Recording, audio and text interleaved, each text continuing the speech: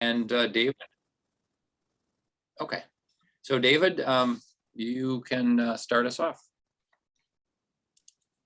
My pleasure. Well, thanks for the invitation. And let's say it's a pleasure to be on the panel with the people that I'm on the panel with. The starting point here is that national legal regimes are enmeshed in webs of influence.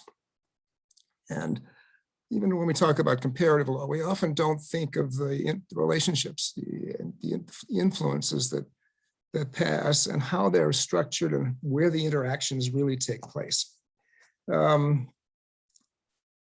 are a few areas where these networks are very, very strong, very influential. Sometimes it's more marginal, but they're always there in one form or another. Somebody's always influencing somebody, especially these days with the tremendous flow of information and influences and individuals around the world as the world looks these days digitally. In my experience, law people, legal professionals are not very well equipped to deal with that. They think either in terms of, well, this is what we do at home. Is it different from what they do? I don't quite sure what I'm supposed to do about that, but let's make some assumptions. Okay, that's not going to get you very far when you think about it. That might be based on all kinds of false assumptions. So that's one approach. The other is to say, well, gee, I don't really know, but maybe we can just find something that we can say, and hopefully they'll take it, and I'll take it, and I'll understand something. Anyway, those kinds of things are what I've seen for so long that drove me to write a book about how you can try to avoid that. That's kind of what I've done. I think that guides, some form of synthesis, some form of textual material that tries to capture this in a way that can lead legal professionals, including us, through some of the mazes that are out there and through some of the webs of influence, could be very, very valuable. Comparative law specialists are particularly well equipped. We know something about different places. If we thought about it a little bit, we know kinds of differences there are, but that's not the same thing as knowing how to deal with them, how to work with them, and how to navigate them. And so that's what I'm sort of focusing on. I've done this in a book recently. Last year, came out with OUP called Competition Law and Antitrust, a global guide. For our purposes, the context of competition law is really unimportant, right? And Francesca will have her own areas, and everybody else will be thinking about other things. And so my focus here is not to talk about the competition law part at all, but to talk about the method of trying to, because I've wrestled with this for years, right? How do you do this? How do you present something which is sharp, tart, and capable of leading people in directions that are valuable? So here's some suggestions as well. I'll put it that way. One of the first things that I think is tremendously important is to make clear what you mean by a guide. If you're going to try to write a guide, it's the kind of guide that I'm talking about, which will become a little more clear over the next few minutes. The first thing is to make sure people understand what the goals are. I mentioned this in a small, it wasn't so small, but it's a group of law professors at the very beginning of the process. And so the assumptions went all over the place. Oh, you mean you're going to write a 2,000-page book? How are you going to do all that? How are you going to get all these details in there? And I said, it's not at all about that, man. It's just not at all about that. Another person said, well, this is like a travel guide. You're just going to sort of say what the hotels are like and so on. No, come on. I'm talking about something different. And so making clear exactly what you want to try to accomplish at the very beginning strikes me as totally critical, but very easy, right? You say, what do we want to do? In my case, what I think is important is that we're trying to present, trying to create tools, present and create tools for understanding what's happening across borders when you cross borders. So it's not the traditional comparative law, but the sense of, okay, what happens when we cross those borders, and how do I think about that? What do I do to think about it? And when you begin to sort of ruminate about this, you realize that most of what we do in comparative law doesn't really deal with that. It deals with related things, and it's necessary to have some idea what the differences and similarities are, but it doesn't really focus on that. How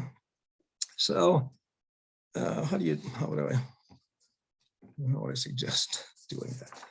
The central focus, I think, is the central point here is that focusing on decisions can be a very valuable thing. And there's another area where you say decisions, what do you mean court decisions?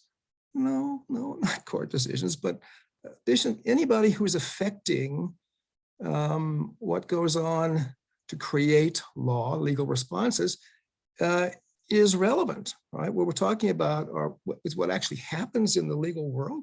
The legal world, as we all know when we think about it, it's about what decisions are made.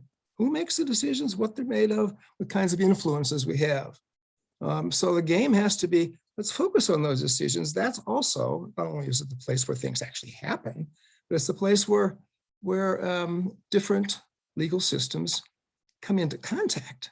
So if I'm a decision maker and I'm influenced by US power, I'm influenced by European insights into something, influenced by money, all kinds of things. The issue is sort of what are my influences?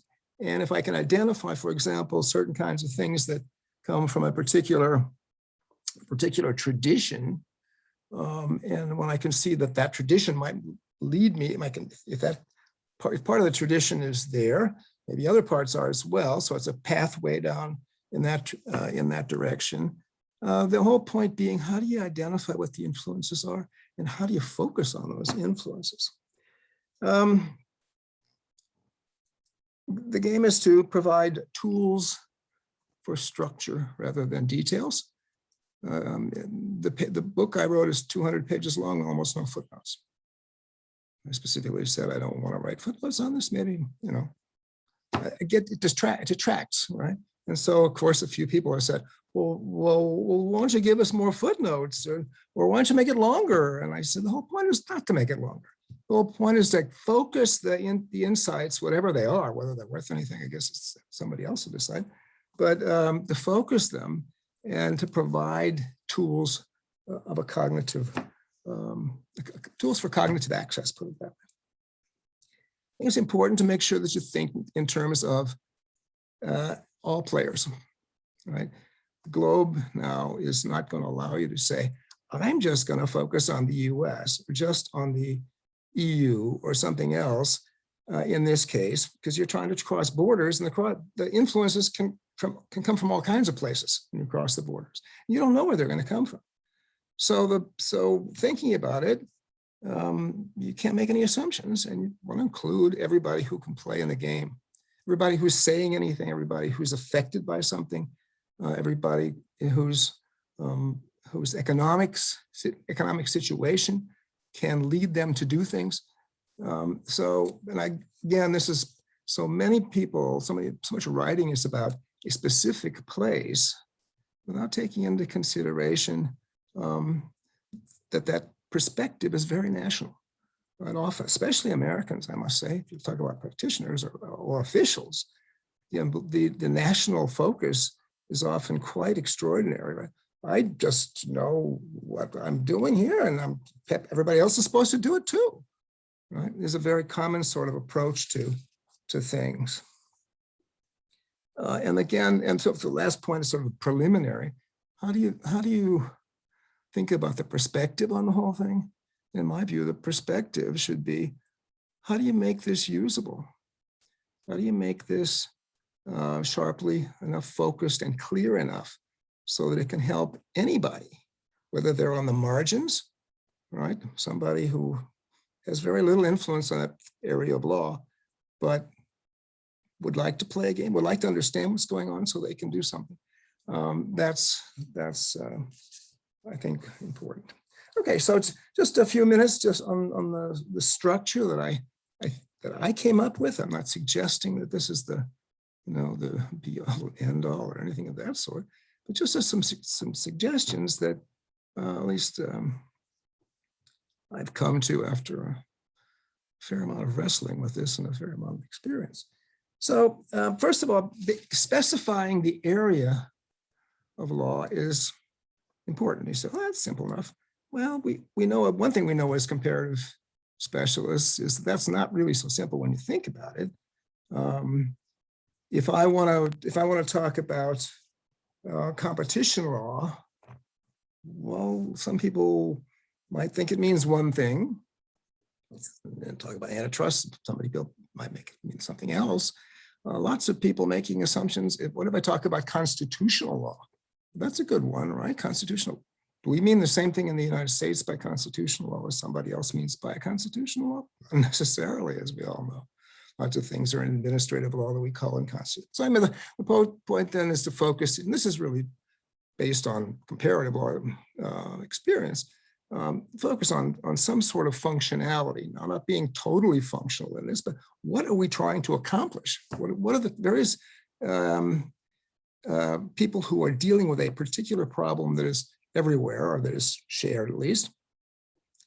What are they responding to? That's about the only way I think this makes sense. I played around with a bunch of others, but I don't think that's any other way to make sense of it. So focusing on that strikes me as critical. By the way, when I talk about decisions, it's another one of these points where if you're not careful, people get off track on it. As I mentioned before, some people will think about just judicial decisions and so on. And so re-emphasizing that in this context, it's the decisions that we're interested in, what's going to actually happen in the law, and what kinds of influences there are. Okay, so then after specifying the area, important I think is to try to identify veils that get in the way of understanding in that area. All right, so I'm going to use a couple of examples from my book, but they just happen to be, they're just examples. They're not the main point. So if you talk about competition law in a global context, right? Antitrust law in a global context, you run into all kinds of ideological assumptions. You run into, oh, that's just capitalism. That's just rotten American capitalism.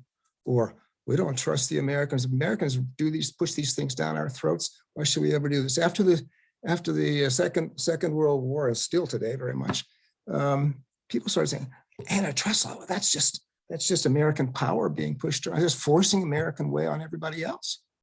And so being aware of the biases that people have, the ideological biases, the historical treatment biases are critical. You look at some African areas and talk to people, and oh man, the notion that they're going to listen to anything from the United States without pretty clearly identifying what the biases are is, it's difficult. It's very difficult. So, so identify the veils, right? You said this is the area the problem we're trying to talk about. What kind of veils are there in the way, ideological and so on? Then, okay, what are the harms? What do we actually think the harms are? If you look at a spectrum around everybody's dealing with this problem, responding to this problem, what are the harms they're worried about? Are they all the same? What kinds of differences are there? And this is very comparative, of course. So using antitrust law again, you can say, well, some people are concerned about the harm is to consumers, only consumers. Other people, harm is to producers, right? The person who thinks about a consumer-only approach in Africa will be told, I think, directly or indirectly, you got to worry about producers too. Otherwise, but just about consumers, you win everything and we stay in last place. So that identifying what the harms are, what the spectrum of harms are, so that somebody who comes into the field, comes in, tries to figure out what's going on, or even if they're in the field and they want to have a better sense of what's going on around, they end up having to say, well, this is the set of possibilities we're dealing with. Let's see which ones are going to take place here, which kinds of influences come from that perception of harm. Then what I think is a sort of fourth step, if you want to think in terms of steps, is to identify the elements of response, right? So we say, we've got the problem, and we've got the veils, and we've got basically the sort of the notion of what the harms are. Well, how are people responding? What's the language look like? The institutional and cognitive language that is being employed in response to these issues. You can talk about by setting out the variety of goals. Many people don't even right now, for example, I'm sure some of you have paid attention a little bit anyway to the big tech issues in Washington. And it's pretty straightforward that, or it's not pretty straightforward, it's pretty clear if you're looking for it, that there's just a tremendous difference in the way people are perceiving what's important, what's valuable, what the goals are. Can you even think of, until a few years ago, until about 2 or 3 years ago, Americans went around the world basically saying, the only thing that makes any sense, you idiots, is consumer welfare. Well, now they're not so sure anymore, right? So my point is not that there was anything wrong with what anybody did, but there was pretty narrow perspective. And if you go to some place and they say, well, there's only one way to do it, and you say, well, I don't want to do it that way. I have other interests and other ways that I could do it. It's very important to know for somebody in the field to say, yeah, that's what goes on. Those are the goals, not just what the differences in laws are. We see so many situations where people say, okay, let's just get the statute out, see what it says, and try to figure out what we should do. Well, that's probably not going to be the best strategy for getting what you want. And it could be in consumer welfare, it could be control of economic power, it could be inequality issues, all of those kinds of goals. Then having a sense of what the methods are, what the various kinds of methods being employed are, because the methods always are tied to the goals, are obviously interwoven with the goals. So, okay, well, what about legislation, right?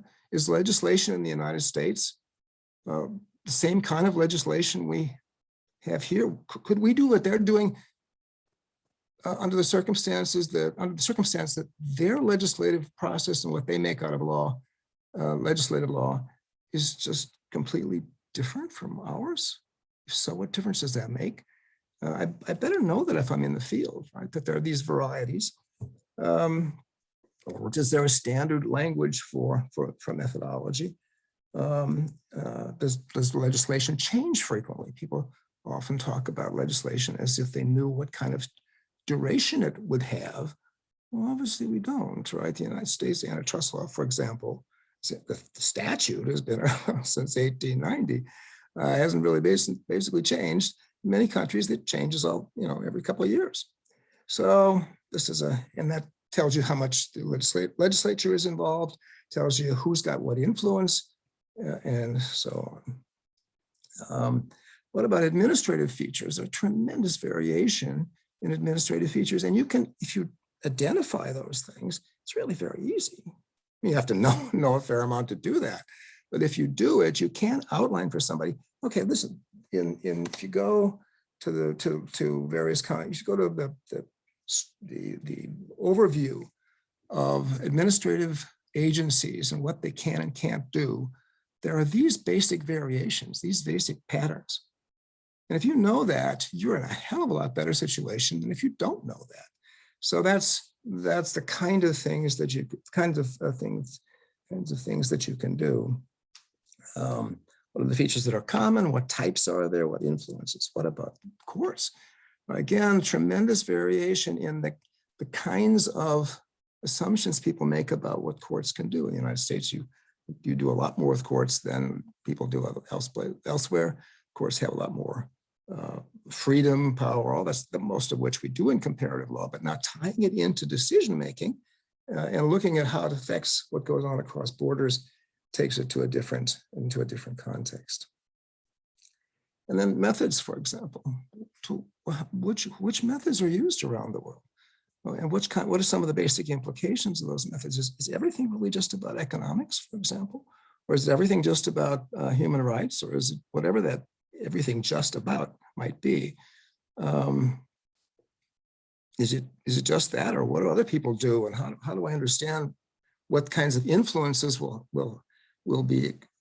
should look for when we're trying to figure out what's going on in the world? And then I would just, my suggestion after that, so identify these elements, provide a kind of a framework for somebody to look at and understand and see what the field looks like, see what kinds of factors they should be looking for. Then identifying the patterns of variation, right?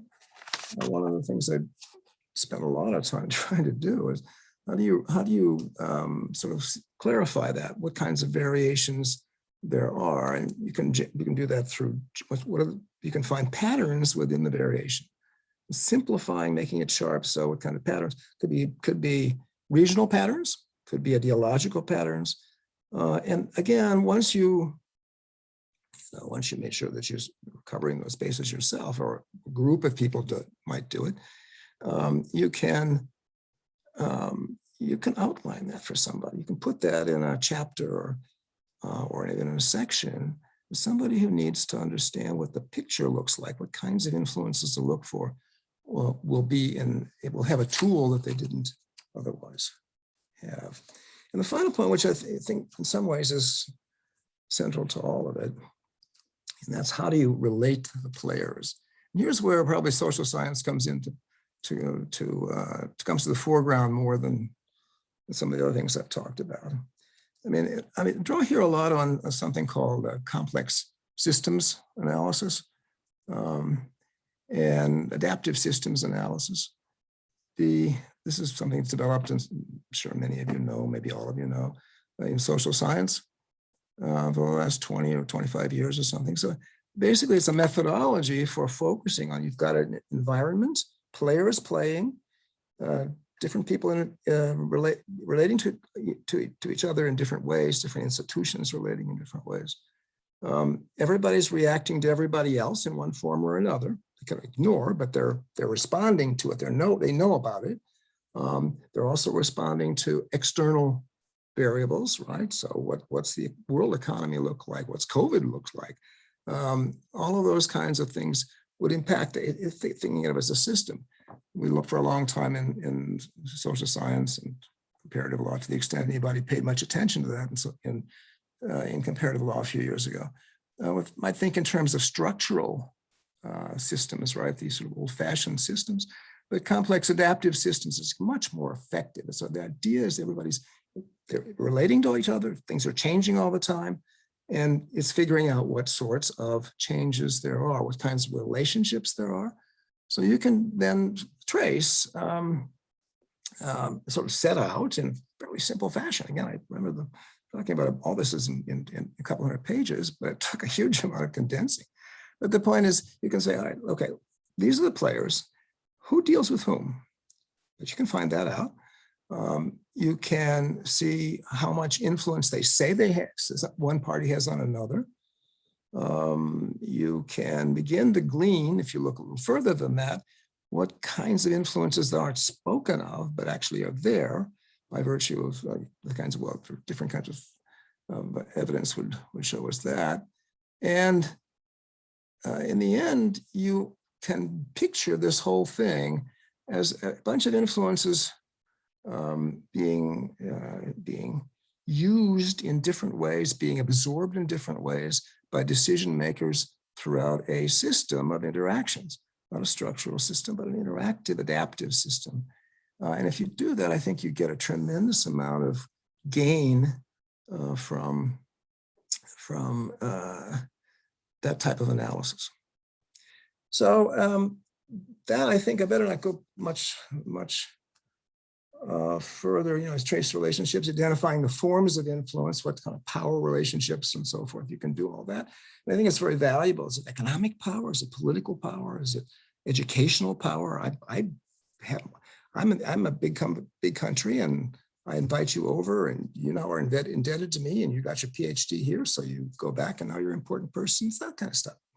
And just as a couple concluding remarks, I think this kind of a thing can be enormously valuable for lawyers and all other legal professionals, right? It's tremendously useful for students, I think, just to get some sense of things, but anybody, including law professors, who want to know something about an area can gain from this kind of guide.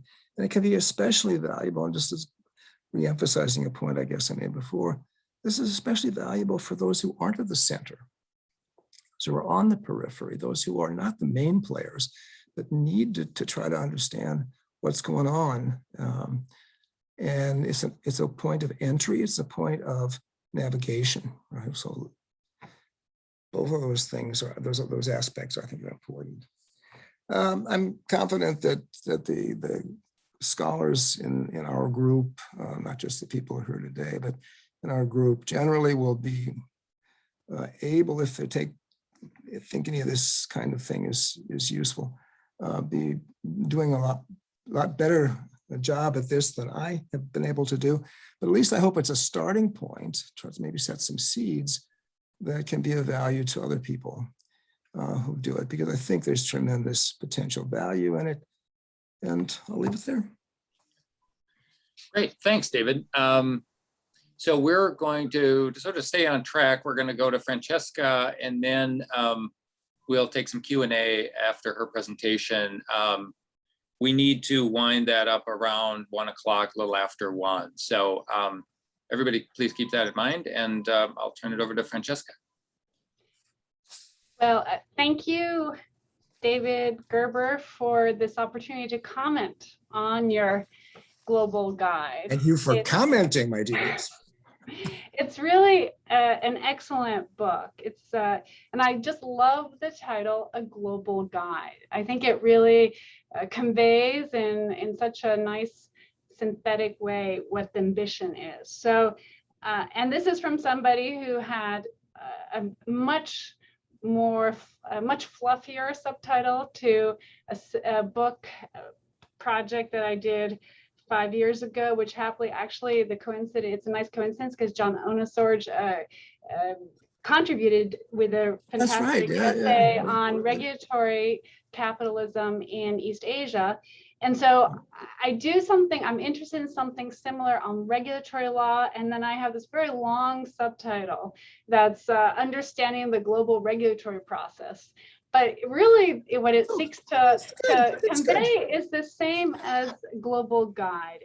And so it's in that edited volume, I confronted many of the same challenges that you have been confronting in this book. And so I think I'm really well placed to appreciate the hurdles and the achievements, the real achievement in the book.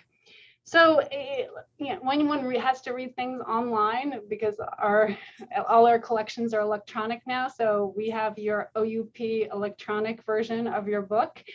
You get the fortunate sort of executive summary at the very beginning, right? So there's the abstract of the whole book, and it says at the very upfront, it says it's a new kind of guide that makes this world of competition antitrust law accessible to anyone, anywhere. And anyone, anywhere. Well, anyone, it truly is for anyone. You don't need to be a specialist in competition law to understand it, which is an immense boon for somebody like myself who is not. And that competition law tends to be a very technical field now because of the importance of the economics profession in the field. And what you do is terrific because it unpacks the field for other lawyers, lay lawyers, I'd call them. And more importantly for this audience, because we are in a comparative law audience, it's anywhere. It's a guide to anywhere. And that's what you've been talking about in your comments. And so I wanted to briefly represent some of the structure of the book and then make three basic comments. And so to be anywhere, as you say, you need to, at the very get-go, as your your analytical move at the very beginning of the book, you need to define the field so as to not be parochial and be talking about, I don't know, monopolization and restraints of trade in the U.S. Sherman Act and how does it, whatever that is, work elsewhere. You can't define the field like that. You can't define the law. So you need a functional definition. And so that's how you open up and you become non-parochial and you look at these other jurisdictions. And so you give us a functional definition of what competition, the functional problem that competition law is designed to address. And I'm going to read from that because it's important for the rest of the book. It says, the problem is, and here I'm quoting, any society that relies on markets rather than political control to coordinate economic activity faces a basic problem. The freedom of actors to compete tends to make markets more efficient and increase material benefits to society. But the same freedom can also be used to restrain competition and undermine these benefits. And competition law combats these restraints. So that's really the problem. So it's the fact that we have markets, they provide all these benefits, and the market freedoms can be used to restrain. They restrain competitive conduct, and we need antitrust law or competition law to make sure that doesn't happen. So, and this I think is a very productive use of the functional method. In the field of comparative law, the functional method has been criticized, and I think that's oftentimes unproductive because everybody defines it somewhat different, and so people talk past one another. And I think this is a very nice illustration of how the functional method for defining the area of law can be used productively. And so right after that functional definition, the problem, then you go and look at the world of variation, which is really fascinating. So you go and you open up and you look at all the web that you talk about and you talked about in your presentation here. And so so we have, both an attention to the substance of antitrust law, competition law, and how it varies across the world. So the goals and the specific policies vary, and it's a very sensitive discussion about how there's variation. And then also we have a discussion in the book, and you give us a discussion in the book of the institutions and methods that vary across the world. And I think it's interesting, and it's important to note here that indeed it's this is very innovative, and you speak of all these influences and decisions and elements and patterns, but actually it's innovative because it's dealing with regulatory law, but not necessarily because it's novel to what comparative law scholars have been doing in more classic fields of comparison, so private law and criminal law. And here I'm thinking of Sacco's approach on formants. So there, you have a lot of kind of utilitarian projects that look at comparing rules and trying to come to some understanding of what the consensus is on rules in the area of the civil code, so conventional private law. But the point is that you can't just look at the rules, you need to look at the formants. And the formants there are courts, their doctrine, they are how legislation is written. But the thing is about private law is that it's a relatively self-contained, discrete legal establishment that we all more or less know of. That is driving, they're the actors, they're the formants. And in regulatory law, it's so complex because you have this immense variety, even within a domestic jurisdiction, that's making the rules and is really important for understanding the how and the why of the rules. So we have the antitrust agencies, we have courts, we have legislatures, we have their different methods, we have the economics profession. So it's just a very variegated universe, and within a single jurisdiction. And then if you open up to the entire world, it's even more variegated. And so, the immense achievement of the book is to open up that variegated universe of legal players and and explain it to somebody who's situated in a jurisdiction. So those are the many achievements of the book. But I want to make three more remarks. I'm interested in hearing your feedback. And of course, there are many other achievements. I just don't have the time to go through them right now. So the first thing is the way in which you define the functional problem, the way in which you launch this whole guide, your whole guide. And that is, you know, even though the ambition as it comes across the entire book is to be agnostic and open and not be, you know, American sort of Department of Justice capitalist, right? So that's the ambition of the book. But nonetheless, because it's necessary to give a robust definition of the problem, really the problem and the conception of markets that are part of the problem is somewhat, it's quite conventional in my reading of it. So we have this conception of markets as, you know, a price, as allocation and efficient allocation of resources institution that contributes to society, but just by generating prosperity. But there isn't the sort of the different vision of how markets are part of society. They simply generate wealth. And then this becomes a problem for you when then you look at the goals of different antitrust systems, different competition systems, in my view, because it's harder, you know, there are so many different goals, and there are, beside the sort of the price, minimizing prices and setting them at the sort of competitive levels so all consumers benefit, there are other goals, and they have to do with liberty, they have to do with democracy.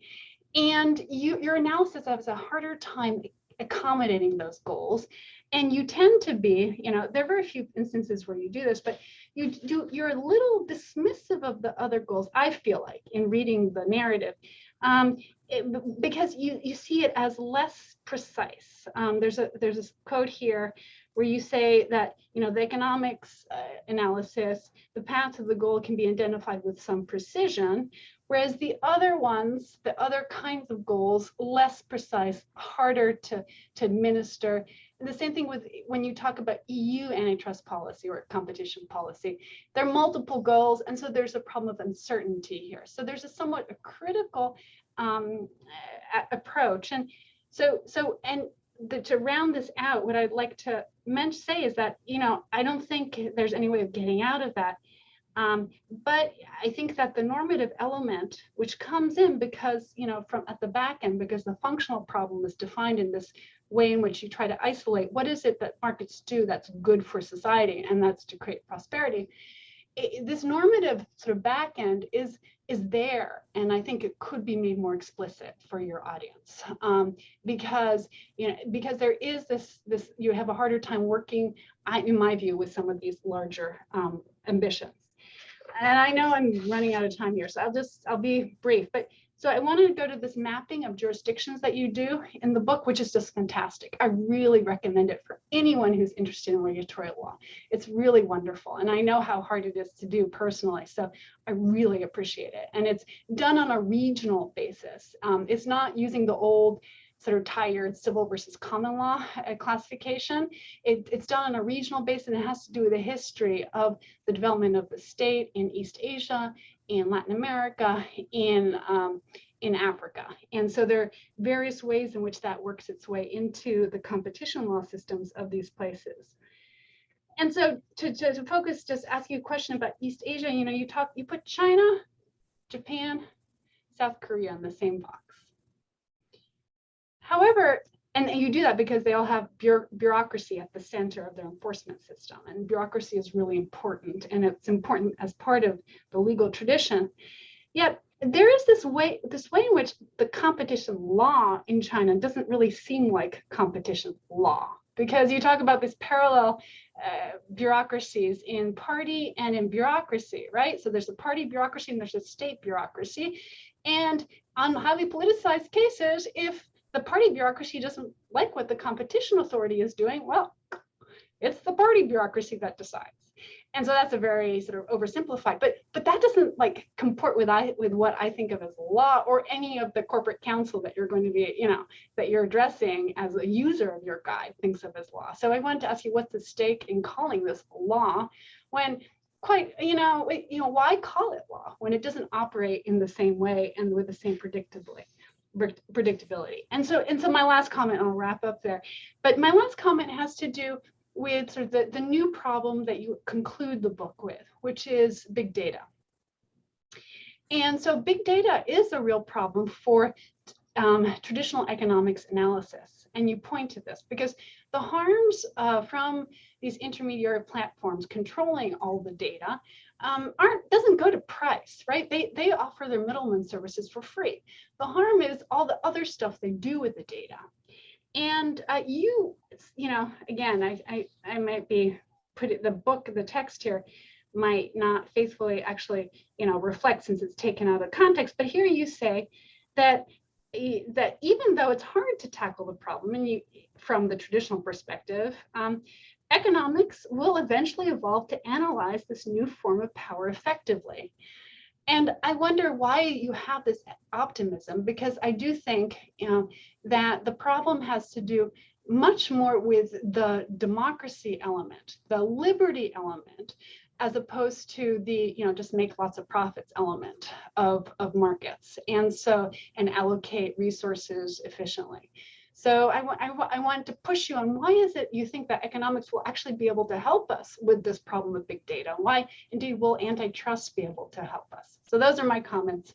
And thank you so much for letting me comment in your marvelous book. It really is a huge pleasure. Thank you for the comments. As always, I listen very carefully to what you say and read very carefully what you write. David, before you start, I want to get, if there are questions from other people, I would like to get a couple of those on the table and then let you respond to those, because otherwise I think you're not going to get to respond to anybody else other than Francesca. And I want to just, but if there are no other questions, so if you have a question, speak now, or hold your peace. So Franklin has a question, but he's going to have to unmute. Sorry about that. Following up actually on Francesca's point about goals, market versus politics, this might be more historical than pure comparative. Are you familiar with, I think it's Ziegler's work, and he talks about the Medici a vicious circle in terms of increased power from increased market concentration leading to increased political power, which is then translated into increased market power and so on. Mm-hmm. Okay, so that's I think that's the only question we have from the floor. So so David, off you go, and we've got a few minutes. Okay, let me just take the two that I think I can sort of dispense with, not dispense with, but I mean, I can sort of respond to rather briefly, since we have such a limited time. So as to China, so it is always a puzzle, right? And then you have these tremendous issues, or some people say it's no law, it's don't talk about it. But about 5 years ago, the Chinese government created roughly 100 new chairs in competition law in Chinese universities. The last couple of years, I've not been as close to this as, for obvious reasons, as I was up until a year and a half or two ago.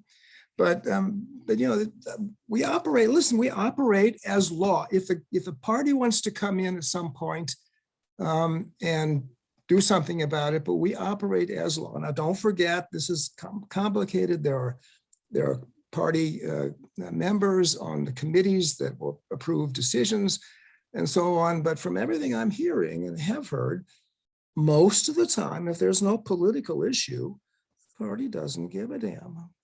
And so, at least that's my understanding of it. I mean, they do this as law. One of my former students, who's now a professor over there of competition law, she would tell me that, we do exactly, we analyze the cases, and she would show me what she would translate, unfortunately my Chinese isn't quite good enough to handle that. But anyway, show me what they've done in English sometimes. And read some of the opinions that have been translated and how they are, she said, these are analyzed, they're discussed as law. And if there's a political element, it can override what we do. No question about it. Nobody's going to deny that. But the notion is that it operates more or less as law in legalized institutions or law-based institutions, and just with a layer of political power that can change the outcomes. So that's I think I certainly didn't mean to suggest that that was not important, and I've noted that again. So yes, it is important, and I wouldn't want to slight that issue, but it certainly is. The other thing is, I think, fairly is if I were to do something, do this book another edition or something, the big data issues. I mean, the economists, if you, in the middle of all this discussion in Washington, there is a very solid stream of top economists, top lawyers, as well as a bunch of interested players who say, yes, economics is going to come up with a way to do all these things. And I didn't want to suggest that was the end of it. I hoped that I was saying, yeah, economics is one tool, one way of dealing with this, and it probably is going to come up with some sorts of solutions. But that's not the notion that would be the end of it was certainly not my notion. As you say, Francesca, the important issues are political issues, they are freedom issues, they are rights issues, and all I wanted to try to do was make clear that there is a case, and of course, a very strong case being made by a lot of people that, yes, in some form, there's going to be an economic answer to this eventually. They don't have a particularly good one right now, but they'll probably figure out some ways to understand incentives. I mean, the whole idea of economics is to play with the incentive structures. You could imagine incentive structures that would protect privacy more and so forth. So thank you for pointing that one out, because I just certainly was not my intention to leave that impression. And as to the goals, Francesca, that one interests me a lot, and we don't have enough time to talk about it. But I did not mean to be dismissive of goals other than economic goals by any means. In fact, it's very curious because preparing a talk for a bunch of Latin American specialists in a few weeks, and my whole sort of point to them is, yes, economics is only a small part of the game, right? And if I'm in Latin America and I'm talking about these things or thinking about these things, I certainly don't want to think economics is the same game it is in the United States. So it's kind of an interesting for me personally to, oh yes, that's exactly what I don't want to do, is tell them it's all about economics. But you're certainly right that it's less precise. I mean, when I say it's less precise, I think it is less precise, right? The goals, trying to figure out goals other than economic goals is more a question of values and a question of, basically it's all values when you get right down to it, and how they inform politics, how they inform social relations, and so on. And I would just, if I were to do this to deal with that problem, do it again to deal with that problem, I guess I would just be very careful to make sure that it wasn't dismissing the importance just because they're less precise. I think they are less precise, but that doesn't mean they're not less important. In fact, in the case of big data, I think they're more important. So I agree with you completely on that. that's pretty much, we're going past time. I'm a little worried about that one. I know, Frank, you had a comment too, but John, what do you think? Where are we? It's kind of, I don't want to stop. I mean, I want to hear what our Yeah, other I have to think say. we're sort of at that point. We've got 25 minutes each for Virginia and May, and so yeah, if we can stop it here, that'd be great. And then if there's time at the end, we can open it back up to Q&A on everybody. Okay. Great, thanks. That was great, and thanks, Francesca. That was really interesting. Yeah, many thanks, Francesca. Important foundational kind of work. So we're going to turn to Virginia Harper Ho from Kansas, and we'll do Q&A after her presentation. So we should wind up around 1:30, a little after 1:30. Hey, John, I just wanted to mention real quick that we can also do Q&A through the chat. Well, yeah, I don't think we should do that. I think I don't think that's going to work. I mean, if people want to send questions in the chat, they can, I guess, but I think it'd be hard for the speakers to be typing and talking at the same time. So No, I understand. Let's just keep doing it this way. Okay. Thanks. All right, Virginia, off you go. Well, thank you, John, for moderating, and also thanks to Francesca for organizing this panel. It's a real pleasure to be with my co-panelists here and with all of you today, and just really enjoyed hearing about David's book. I haven't read it yet, but some really great inspiration for some of the projects I'm working on. So I teach and write on the areas of corporate governance and sustainable finance from a comparative perspective, and I want to talk today about some ideas that came out of two projects. The first is a project on transnational regulatory change, and a way to look at it as something I call network innovation. And the second project is a book chapter that is kind of a research agenda for corporate law. Some of you may be familiar with it, but it's forthcoming and edited by Chris Bruner and Mark Moore. And so I've been thinking about some developments in both corporate and securities law that relate to this idea of network innovation. And the main point that I want to make today is that while comparative law has long explored how new ideas about laws and norms spread from one jurisdiction or transnational space to another, I think we should begin to think differently about transnational regulatory change. And in particular, I think we need to expand our inquiry to consider how transnational networks or communities can drive experimentation and innovation to solve problems that are common or even shared across jurisdictions. And I want to argue that this implies a different and more complex view of what it is that we're actually studying as comparative scholars. And it also suggests that there are opportunities for us as comparative scholars to help identify and share novel experiments or innovations indeed, and also to do so by participating ourselves in transnational networks and the kind of conversations that David alluded to that have also informed his work.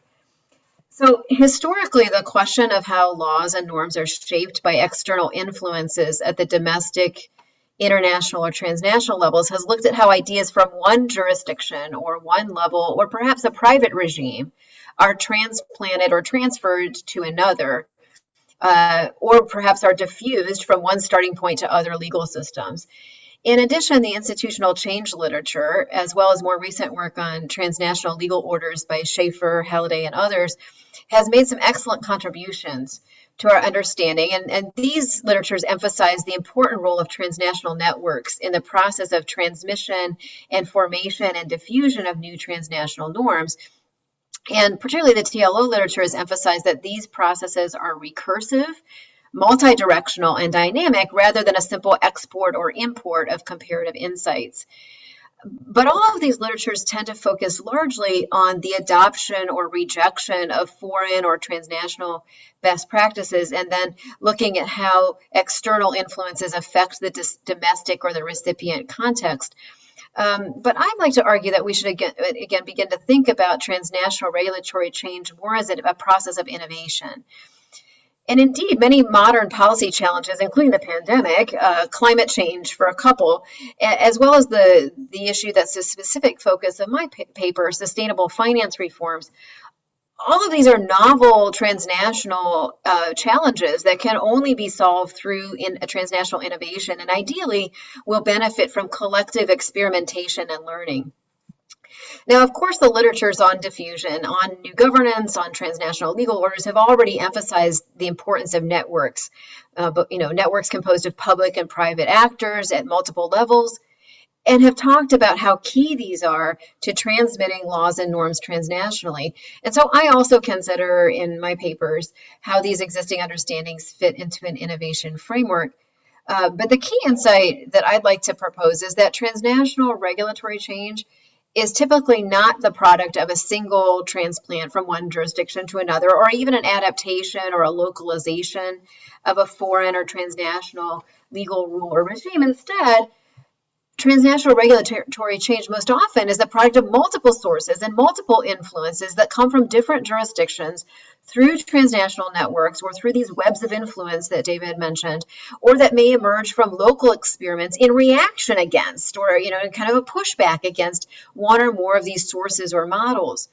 So these pluralist sources of law and norms and the transnational networks through which they're shared among diverse jurisdictions and experimental sites are actually critical as a stimulus or sources for innovation.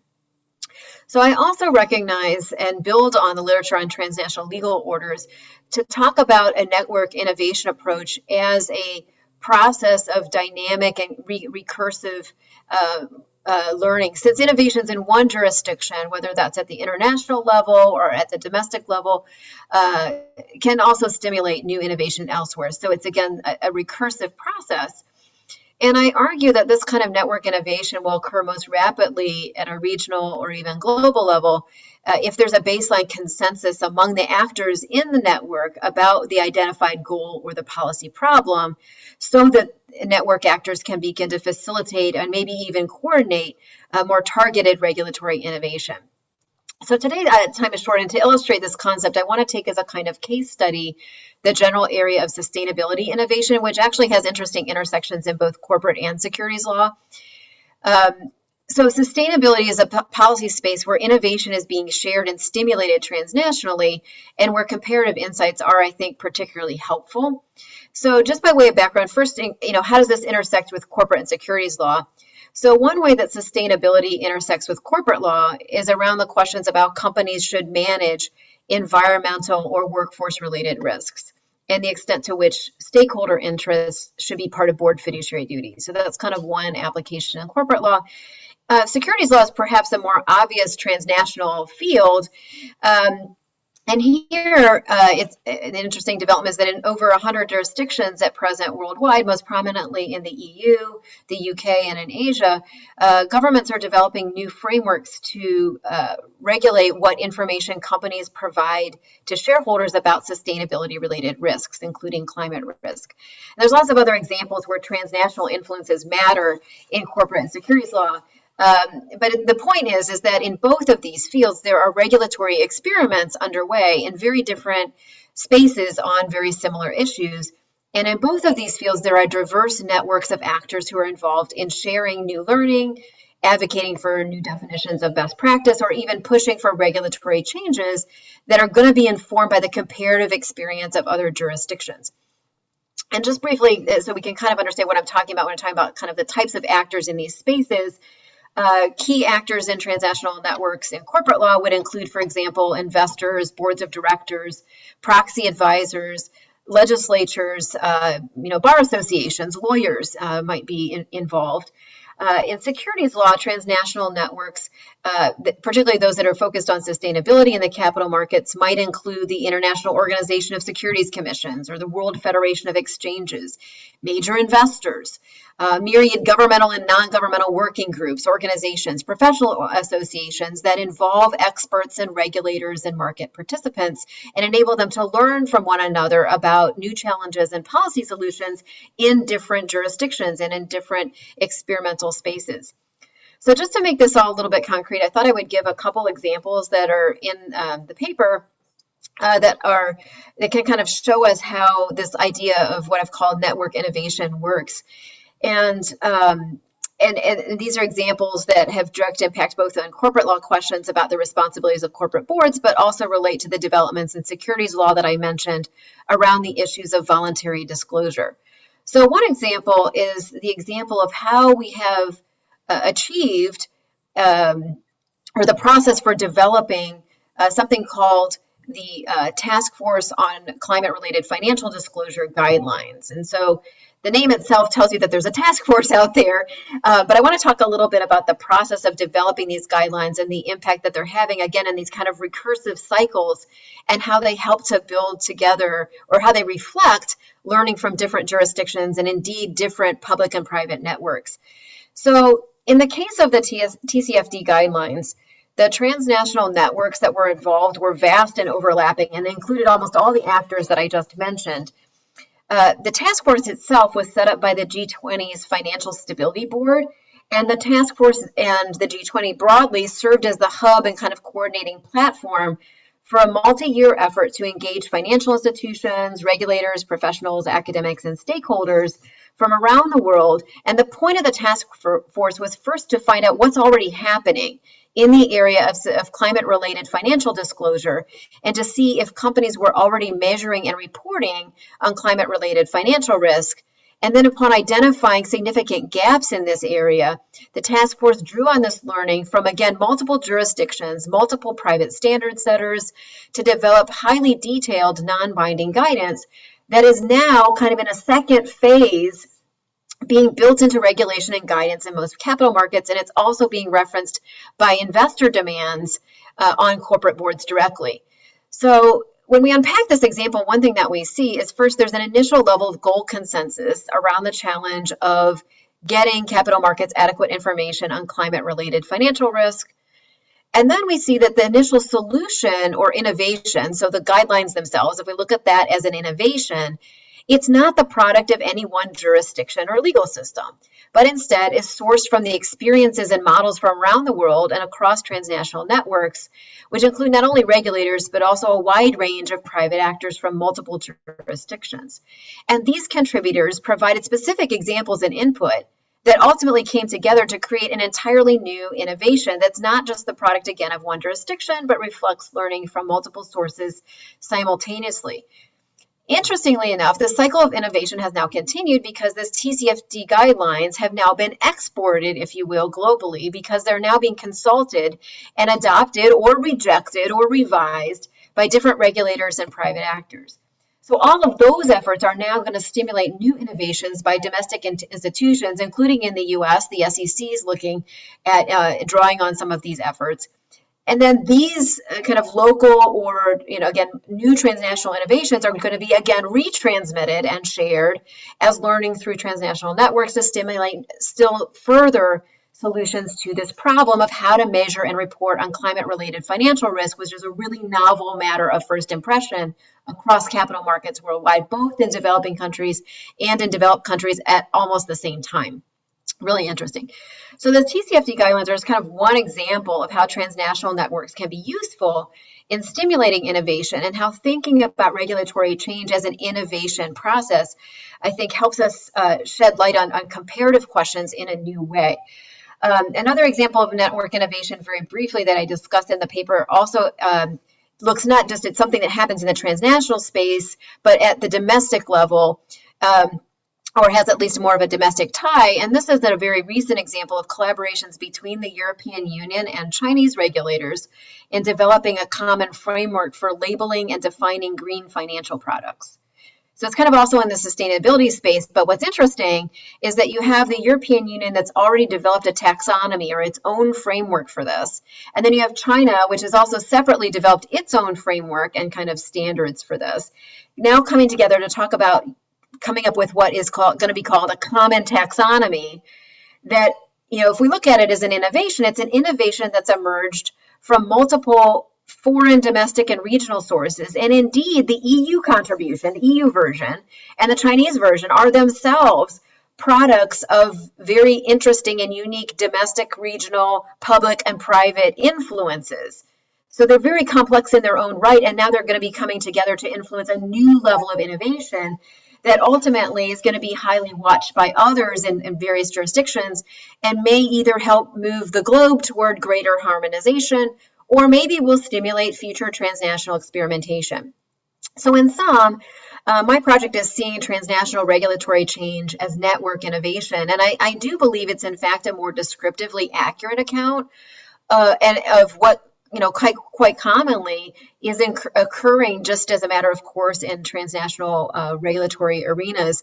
And these are just some examples. The pandemic is a whole other kind of real life example of a lot of this as well. So in closing, I want to just think about what are some of the implications for comparative law scholars. And just briefly, I think a key implication of looking at transnational regulatory change in this way, again, as a process of network innovation, is that the nature of transnational law or norms or private standards as an object of comparative study may just be more complex than the prior literatures have recognized.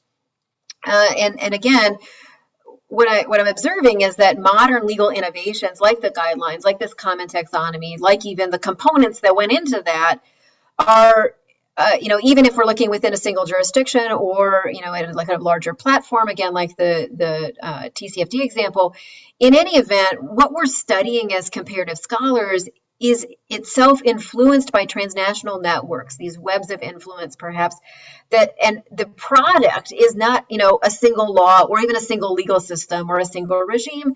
And it can't really be traced to any one jurisdiction. We can't even say, is this a common law development? Is this a civil law development? Instead, what we're looking at as an object of study is an aggregate or an amalgam of different legal sources and influences and norms, and reactions to and rejections of different influences, both public and private. And I think that the aggregate nature of legal innovation has several methodological implications. One that we've seen even during the pandemic is that comparative scholarship can benefit from in-depth case studies that identify successful and failed experiments that are, again, attempts to solve common policy problems. Comparative scholarship can also benefit from legal innovation or learning that emerges from the experiment, and they can hopefully provide lessons for other innovators. There's also, this complexity, I think, highlights the even higher demand for the kind of projects like David has done and was describing, where comparative scholars' understanding and not only of language and culture, but also of values and institutional differences, these kind of competencies can become quite valuable in understanding experiments that emerge from less familiar places, whether that's emerging markets, whether that's non-traditional experimental zones. So, for example, in sustainable finance, innovations are coming out of Brazil, South Africa, smaller Asian capital markets, and the Nordics. And I don't know how many people are familiar with these, institutional settings, but we could use experts on these things right now to understand, are these experiments, transportable? Are they adaptable? In what ways are they useful elsewhere? We also have a greater need, I think, for interdisciplinary work that looks at legislative history, that does ethnographic work, comparative work using other socio-legal and anthropological tools to understand the context of these very complex innovations that are emerging, so that we can assess which ones are working, which ones aren't, which ones might work the same way or differently in different places. And the other thing, finally, that I'd like to say is that I think that these developments, these kind of innovative spaces, give us as comparative scholars a really great opportunity to participate in and contribute to these transnational networks. So just in closing, I think it would be very helpful for all of us to consider how can we ourselves professionally build the kind of networks that are conducive to innovation in the spaces that we work, that are conducive to problem solving transnationally in an era of heightened nationalism, competition, mutual distrust, but where we have these common problems like climate change, like how to build sustainable finance, a number of different policy areas that we all need to work on. And how can we use our own work and our own networks to identify and share novel policy experiments and innovations, and to identify the factors that will lead to success or help avoid failure? So these are some questions that I think are interesting for us in the field that come out of this project, and love to have an opportunity to talk further. Thank you. Great, thanks, Virginia. So we're going to open the floor now for questions, and got 5-10 minutes. So I think if you raise your hand, I'll see it and you'll be in a queue automatically by the magic of Zoom. So I'll call on you in order.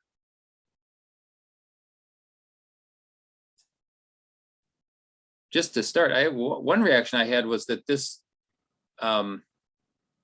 David's world of antitrust cooperation seems to me to have been one of the areas where this started the earliest, although probably it was mostly done through intergovernmental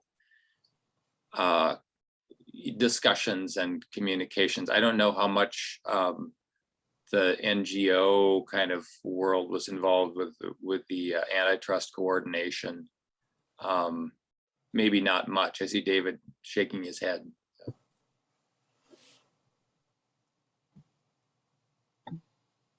David, did you have a comment or a response on that?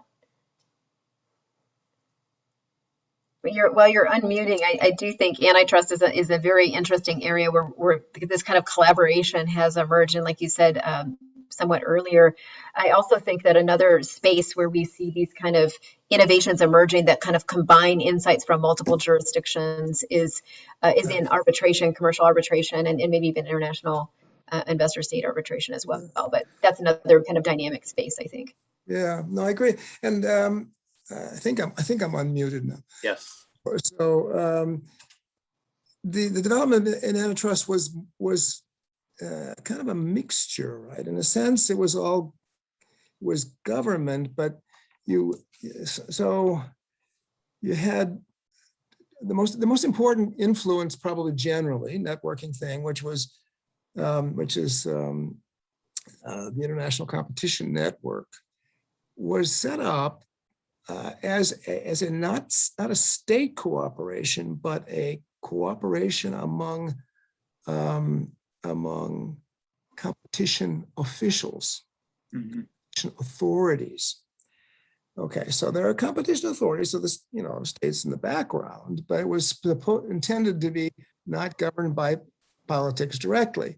And the curious thing about it, of course, is that, which is very good. Bill Kavacic came up with this, Bill and other people came up with this idea, and it's worked very well, been very, very useful.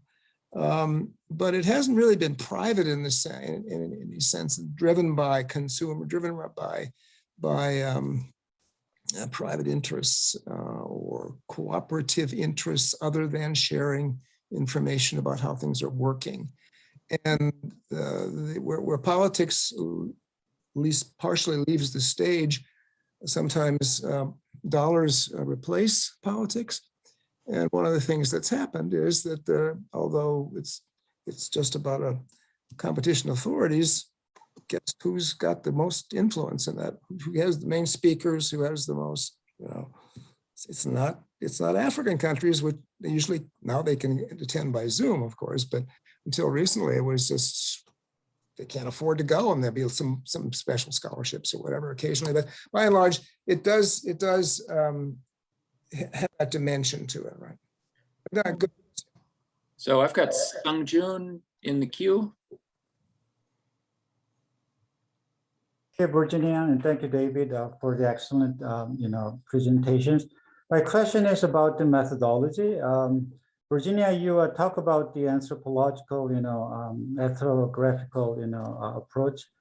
And, in the plenary session in the morning, the panelists talk about the more quantitative coding and data collection kind of things. And I'm just curious, I don't know, there might be more than one methodology, but given your presentation, and also, these days is more resistance from the rest of the world instead of the assimilation, imposed by the West. And so, I bet one might say, more careful anthropological approach, case study might be more, profitable than it's just, something that focusing on convergence and, harmonization. So I'm just curious about your take on this. Thanks. Yeah, thanks. That's a great point. Is that, and I think the point I'm trying to make is that a diverse range of methods can be very useful. I have no doubt that there are probably some good quantitative projects out there trying to assess, and maybe map some of these influences.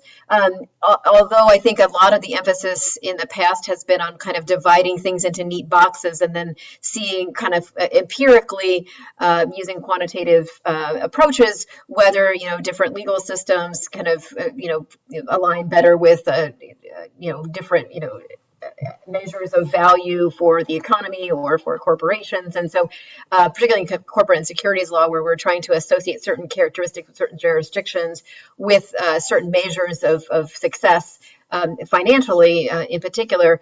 And I think the observations that I'm making may make that kind of work more complex, or suggest that there's more nuance in the object of our study, and it may be more difficult to put things in neat boxes and then come up with dependent variable and kind of measure that way. But I don't see a reason why any particular approach may need be excluded. But I definitely agree with your point that we're certainly in a moment where we're not going to see the end of history converging around a particular Western model. But what I do anticipate is that new ideas from multiple jurisdictions, and particularly some of the new ideas coming out of jurisdictions that have been less well studied, perhaps, or have been less of prominent in, say, corporate and securities law in the past, but are now really at the same starting point with many larger capital markets. There's good ideas coming out of Taiwan and Singapore and Malaysia right now, and this is maybe an opportunity to see those ideas kind of percolate into a broader conversation. And at the same time, to the extent there's resistance, I think we need to think as comparative scholars how to talk about the alternatives to convergence and harmonization. And that's where I think thinking of regulatory developments from an innovation perspective may be a more optimistic way of looking at those things, because failures are useful learning. Resistance can stimulate new innovation. And so we can get kind of better and maybe more ideas on the table, even in an environment that might be more resistant to kind of adopting an exported approach from a dominant jurisdiction. So that's a really excellent point, and I wholeheartedly agree with it. I don't see any other hands. And so I propose we turn to May's presentation, and then if there is any time at the end for Q&A about these other presentations, we can do that. But so let's thanks, Virginia, that was great. And let's turn it over to May. Okay, great. Can you hear me well? Yes. Yes. Okay, great. Thanks so much. Hi, everyone. Thanks so much for having me. It is a great honor to be here today. So I'm presenting today a working draft that is still taking shape, an article that now actually just have a new title. It's going to be called Transnational Suppliers in Global Value Chain. And it is part of a broader project to study the interplay between the changing economic forms and legal forms of global production. This paper in particular focuses on a phenomenon that is the managerializations of global supply chains by a group of corporate actors, that is transnational suppliers. Now, it is often assumed that multinational brands, the Walmart, the Nike of the world, usually based in developed economies, are the rule makers in global trade, who can dictate the terms of engagement to a sprawling, dispersed, often unruly network of suppliers worldwide. This asymmetric bargaining power, known in sociology and law and business scholarship as buyer-driven supply chains, center these corporate buyers as the keynotes of power.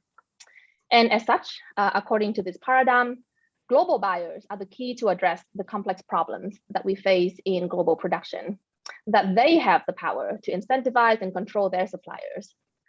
This paradigm, therefore, underlies a host of public and private policies designed to shape supply chains, including supplier monitoring, supplier disclosures and vigilant obligations, corporate social responsibilities designed, and so on. Instead, I argue that this stylized picture of globalization is no longer complete. Today, just as corporate retailers in the West, in developed economy, divest and outsource, their foreign-based first-tier suppliers in an osmosis move have increasingly scaled up and consolidated to serve corporate demands and global competition. So as a result, a group of largely hidden global economic actors, big suppliers, have emerged as a new crop of multinational enterprises. So let me highlight just 3 things that animate this project. First is a description of the rise of these so-called big suppliers. These are transcontinental multinational companies like Foxconn, which is probably the most well-known in this group, who supplies and assembles for Apple and other electronic equipment companies, and who is also the 26th largest company in the world.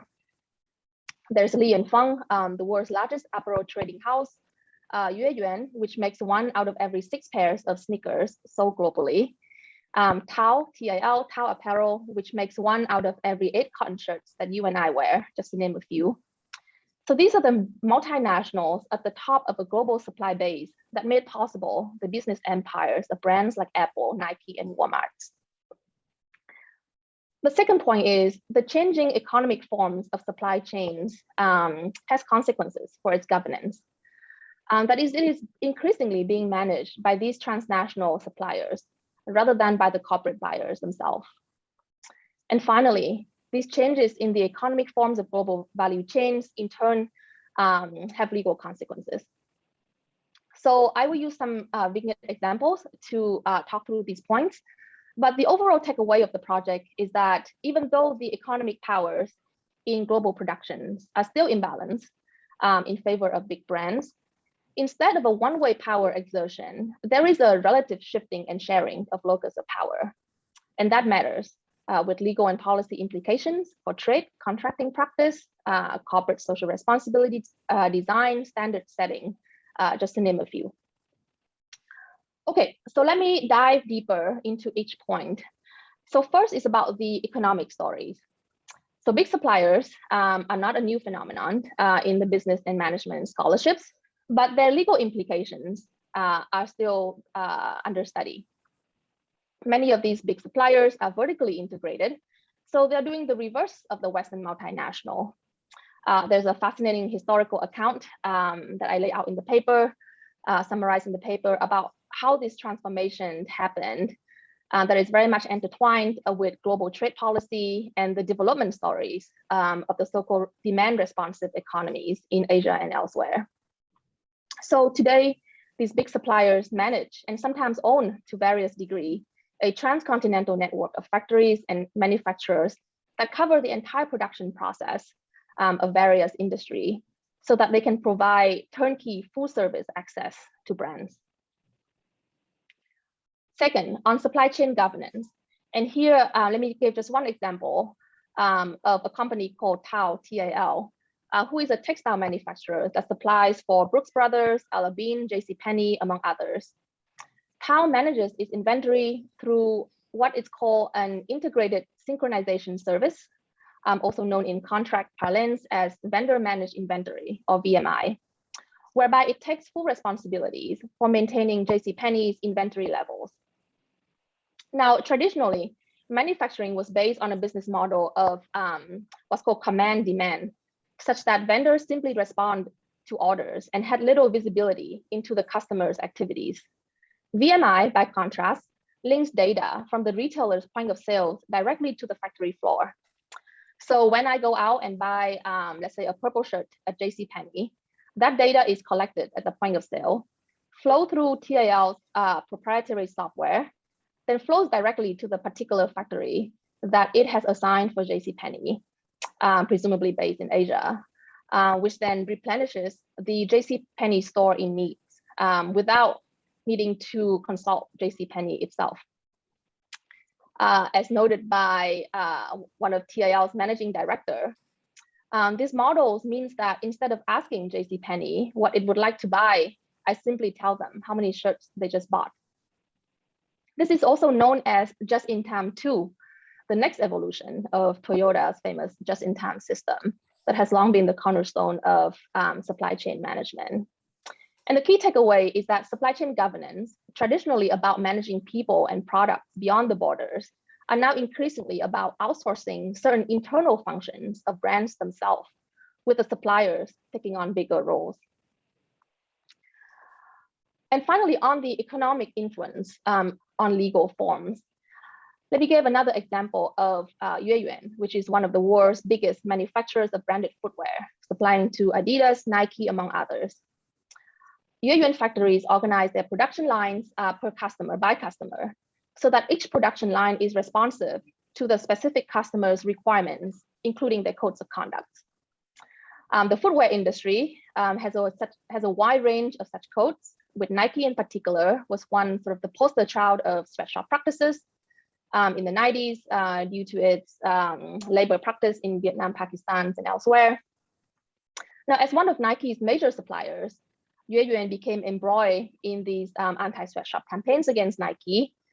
And as Nike became an early adopter of social responsibility practice in its supply chains, Yueyuan increasingly needs to comply not only with the varying manufacturing specifications, but also a variety of codes of conduct and labor and safety standards. Because it organizes its production lines based on the specific buyer, it was able to impose stringent standards only where required. So Yueyuan's business model may thus give insights into why codes of conduct and CSR efforts continue to face persistent challenges. The customer-specific model may effectively limit a Brussels effect or California effect on the overall factory conditions of the suppliers. And subjecting workers to such a segmented standard regime likewise may produce diverging interests that could further impede an integrated approach to labor organizing. Okay, so far I have tried to convince you that there are these new capitalists in town. They oversee the production of our shirts, our computers, our consumption habits. They're based offshore, and the biggest of them are based often in a completely legal system. Now the question then becomes, for this audience of legal and socio-legal scholars, what kind of impact might these actors have on law, if at all? So in the paper, I try to walk through a number of substantive areas where I think we need to pay attention to the changing forms of global production and why. And in the interest of time, let me just briefly mention one area here, and that is trade product sanctions. So supply chain traceability is at the heart of the product sanction regimes in the US, governed by a system of what's called origin certifications, essentially a passport documenting the constructed nationalities of products of goods. The textile industry right now is facing an increasing web of sanctions in relations with goods that might contain inputs from China's Xinjiang Autonomous Region, which accounts for about 85% of China's cotton production and about 20% of cotton produced globally, cotton production globally. Most recently, these sanctions took the form of a series of withhold release orders issued by US Customs and Border Protection, whereby products that contain inputs from this region might be detained with the burden put on the importers to provide evidence that the detained merchandise was not produced with forced labor. This hinges on the US importers' ability to trace the origins of their products and produce documents demonstrating so. And at the minimum, this complex documentation regime necessarily involves cooperation from suppliers whose control over and proximity to the production process enable them a firmer grasp on supply chain traceability as compared to end of chain buyers. I'm hoping to dive deeper into this very issue in a second paper, which studies the roles of suppliers in the constructions of rules of origins and trade sanction litigation. Okay, so in the interest of time, just to wrap up, this project studies the phenomenon of big suppliers in global value chains and explores their legal and policy implications. Today, global supply chains have increasingly become critical arenas of not only economic activities, but also securities, human rights, geopolitics. And big suppliers are at the centers of the current system of globalizations as we know it. So understanding their organizational logics, incentives, and regulatory potentials will be relevant as we seek to navigate this moment. Thank you very much. Thanks, May, that was great. So why don't we open up the floor first to questions on May's paper and presentation, and then when we've exhausted those, we can go back and revisit any of the presentations. So, and I see Sung Jun, is your hand still up or do you have your hand up again? Thank you. Yeah, thank you, Matt. It's a very interesting presentation. I'm teaching international trade law, so global value chain is, you know, it's dear to my heart, and this is a fascinating topic. So my question is, so now it's a big move, a big shift from the big buyers like Apple or JCPenney to the Foxconn or Tao, you know, the big suppliers, right? So that means, can I understand this shift also result in like the role of this East Asian, you know, the big companies, you know, their attitude to law probably different from the Western, you know, corporations, right? You know, so could we understand in the future is more pragmatized type of, you know, compliance or they try to, these big suppliers try to impose their own version of law in this transnational regulatory area. You know, from comparative law perspective, that would be a very interesting prospect. Thank you. Great, thanks very much. Yeah, so precisely one of the issues that I hope to once the pandemic is over, able to do more field work to explore.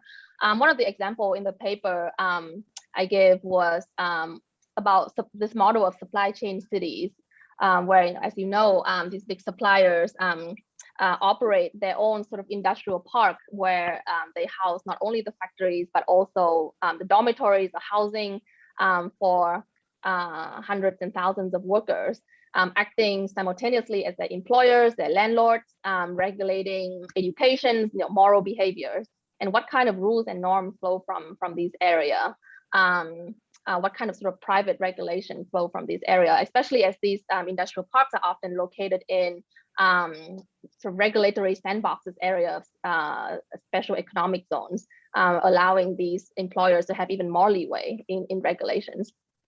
So I don't have a answer to your question really, but just to say that definitely a fertile area in need of exploring. So I see that I have my hand up, so I'm going to call on myself. Nay, I thought, as I was listening to this, I thought there's really interesting overlap with David's paper in the sense that, you know, you say, well, okay, what are the effects of this change? Assuming, you know, we agree with you that this has happened. So what does it mean? And it sort of goes to the discussion about, well, what is competition law for? You know, if you looked at this from a consumer, just from a consumer welfare perspective, you could say, well, this is bad because these suppliers are going to have more market power. They're going to be able to raise prices. That's going to result in higher consumer prices. On the other hand, if you're interested in supply chains complying with some norms about something else, environmental norms, labor norms, whatever, it might be advantageous from that perspective to have just a limited number of suppliers and less competition among the suppliers. I mean, I think we assumed that competition among the suppliers was one of the things that always had the tendency to push down, you know, compliance with labor standards and things like that. So I just thought that was really interesting, and you know, if you have any thoughts on it, I'd be interested in hearing them. And by the way, we in Wisconsin got quite a lesson in Foxconn's power, I think, with the deal that has not, you know, the big investment that was going to happen and then is not happening and things. I think a lot of Wisconsin people thought Foxconn was just some sort of company from some country they had never really heard of, and maybe it's not even a country, and they just didn't understand the power that Foxconn has, and the power that Terry Goh has as the person who owns Foxconn. I mean, that's another kind of startling thing about some of those big suppliers, is how in Asia, at least, they're controlled still by families and individuals.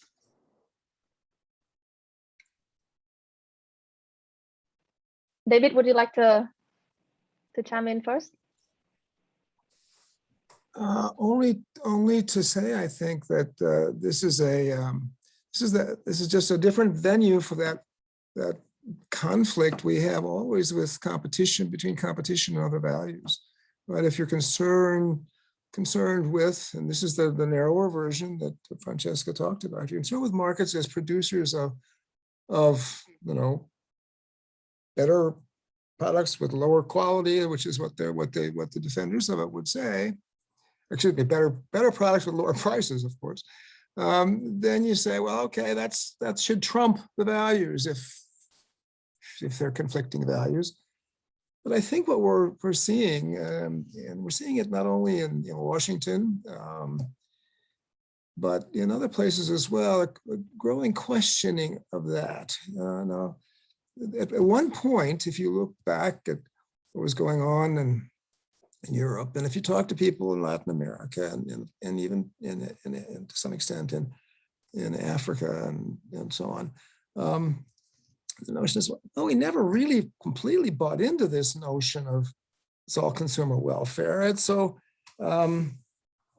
Europeans sort of went along with it starting in the 90s to some extent, but even there you can still find vestiges of the notion that this is really more about power than about pure consumer welfare. And then if you look at Latin American, talk to Latin American specialists, say, well, this is what was been. So the Europeans would come down and say a little broader view of goals and so on, and Americans would come down and say, no, we don't need a broader view of goals. And was this conflict, but we've never bought into it completely. And if you go to some African countries, they say, well, there's a lot of pressure from Europe and the United States to do more about consumer welfare, but we've got to worry about producers. We've got to have concern about getting our producers so they can compete on a world stage. So that isn't necessarily going to create lower prices. So it's sort of that thing. And I'm just going to throw in this little piece. I was looking at global supply chain issues a few years ago a little bit. And there was a book called The Ecology of Global Supply Chains. And not that I remember the details in any way, but the notion was that there was a real sense that this was a complex of values from different places and different kinds of values as well. And I just wonder whether that plays into this at all. But I stop. You're the expert. So if I can respond to John's point about competition and price. So in global production sort of context, actually having fewer suppliers was one of the main forces that drive down price, just because sort of this era of globalization make the production of goods so dispersed and complicated, right? So any goods is strung together by bundles of contracts. There are all kinds of trades and issues and whatnot that restrict what one can buy from one another to a certain element, certain inputs. And so so supply chain sort of logistical management has become like a big field. And the roles of these suppliers, what distinguishes them from the other ones are that they took on these managerial roles, telling the buyers that you don't have to worry about any of that logistics. We'll figure it out for you, and therefore reducing transaction costs in the productions of goods, which is one of the key issues now when we talk about supply chain restructuring, trying to find alternate suppliers and having more competition. One of the concerns is that that's going to necessarily drive up the price, since these relationships have been so enmeshed.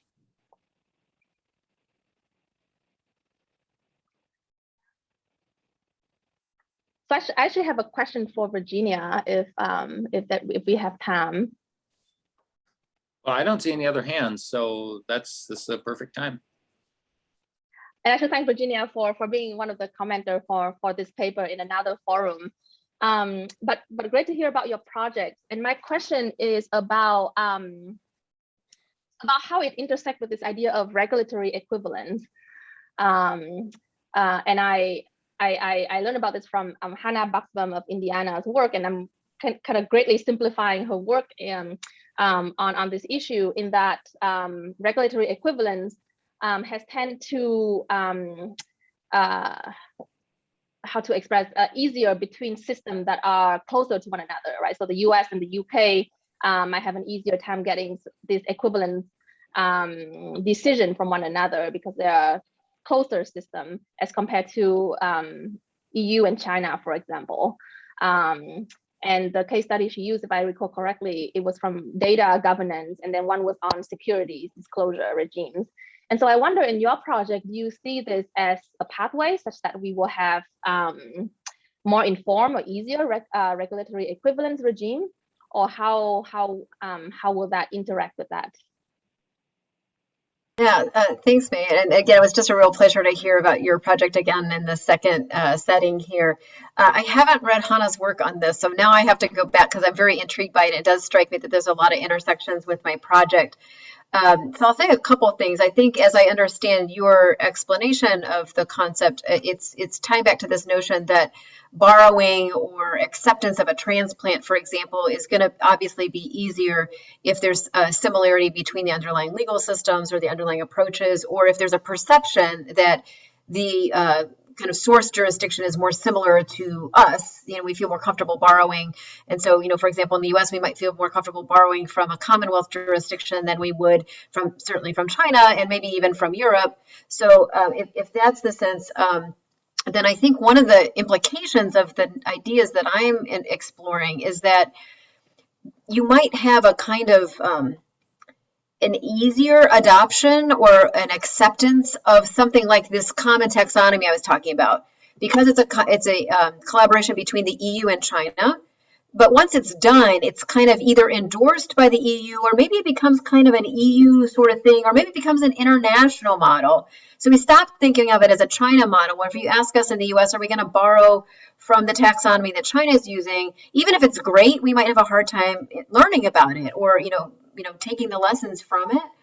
So so I think that's definitely an important insight. And then to the extent that a regulatory equivalent, so another idea about regulatory equivalence, and again, I'm not sure if this is what Hannah was writing about, but if the idea is that two very different rules could be functionally equivalent, so they do the same work in their own institutional setting, which is what I suspect that she might be saying, then I definitely think that looking at regulatory change as innovation allows us to take a functional approach and to say, you know, if we're looking at solving the common problem of the pandemic or solving the common problem of climate change, we need not use the same tool in different jurisdictions, but we want something that's functionally equivalent and that works the same way in perhaps underlyingly different settings. So we need more experimentation. We need more innovation. We need to know what are the factors that make something work in Europe as opposed to in a Commonwealth jurisdiction or something like that. So I think, yes, that could be really helpful. And I do think there's a lot of things from those prior literatures on transplant diffusion about what works and what doesn't that we should continue to draw on. But thank you for the reference to her work. I'll need to go back and read that again. So thanks. Great. Well, we are out of time. It's 2 o'clock, and I wanted to thank everybody. That was really great. And I'm going to bring the official thing to a close, but people can, I think we can hang out for a while and chat, but my role as moderator is done. And thanks everyone. That was really good. That was a great thing. Thank you, John. Oh, thanks. Thank It's you, nice to everyone. Thank nice you. to finally meet you, David. Thanks again, John, and to Francesca and the others as well. It's really, really interesting discussion. It was. Yeah, thank you, David. Wonderful book, really. I also get a little discouraged when I have to read Antitrust, but it was great because I didn't. So, anyway, great comments as always. Thanks. Well, I'm looking forward to reading it and really appreciate, Francesca, your kind of unpacking of your read of it as well. Super helpful. Right. So I'm going to add it to my list. All we can do is try. All right. Thank you all. Okay. Bye. Bye-bye. Bye-bye.